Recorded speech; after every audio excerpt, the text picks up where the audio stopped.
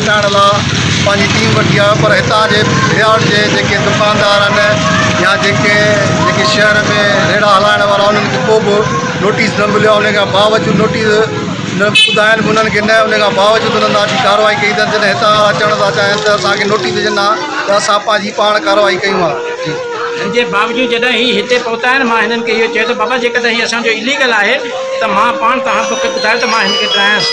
हुनजे बावजूदि हिननि हीउ कुझु कोन कयो आहे ऐं हिननि पंहिंजी मर्ज़ी सां जेका 2-3 माण्हू हिनखे चवनि पिया हीउ कंहिंजी वंगार वहण आयो आहे, हिते अची हिन पियो पोइ अॻिते पोइ हीउ बि ॾिसोसि तव्हां त फोटू करे त हिन में छा आहे।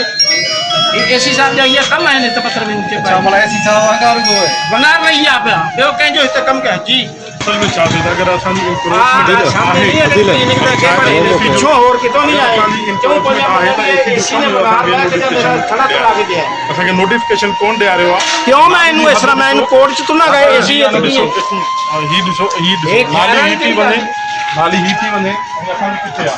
ठीकु आहे, अगरि इंक्रोचमेंट आहे बि घटि में घटि असांखे इतलाह ते हुजे, असां ख़बर आहे हिते क्लिनिक आहे, डॉक्टर वेठा आहिनि, असां हिननि खे सभु कुझु कोन कयो। ऐं 2-3 माण्हू आहिनि जेका असांजे जेका हिन टाउन में जेका आहिनि सिर्फ़ु हुननि जे चवण ते इहो सभु कमु थियो आहे। सॼे शहर में ट्राई हुई न थी हिते कुझु कोन थियो आहे, सिर्फ़ु असांजे हिते क्लिनिक ते ई थियो आहे। प्री प्लान कमु थियो आहे, माण्हू असांखे ख़बर आहिनि कहिड़ा आहिनि। मां कोर्ट में बि वेंदुसि ऐं असां मथे बि इहे ॻाल्हाईंदासीं, इहे कंदासीं। सॼे शहर में ट्राई कंहिंजी न आहे, सिर्फ़ु इहा थी आहे बसि। इहा तव्हां ॾिसो त शहर में जेके बि हालत आहिनि नाले जे मथां जेको आहे सो दागा ठहिया पिया आहिनि, कंहिं बि रुगो छा आहे क्लिनिक ते नज़र पई आहे। जे पासे डॉक्टर मोहम्मद यूसुफ जी आहे जेको साबिक़ काउंसलर बि रही चुको आहे बिराड़ जो, हुनजी क्लिनिक आहे। हुनखे ॿी बिराड़ में का बि शइ नज़र कान आई। वरी बि जेके फटा लॻल आहिनि पासे सां दीवारनि सां जेके लॻा आहिनि उहे बि खणी आणे छा बुखे आहिनि छा इहे, हिनखे केरु पुछण वारो कोन्हे को। या हिननि खे जेको आहे हिननि नोटिस मोकिलिया आहिनि त भई तव्हां जेको आहे सोची तव्हां ठाहियो, तव्हां गैर कानूनी जॻह ठाही आहे। तो गैर कानूनी हुजे का पोइ ठाहिनि जेके गैर कानूनी आहिनि, जेके गैर कानूनी आहिनि हुननि खे केरु चवण वारो कानून ते जेके ठहियल आहे हुननि जाती तारीख़ छो।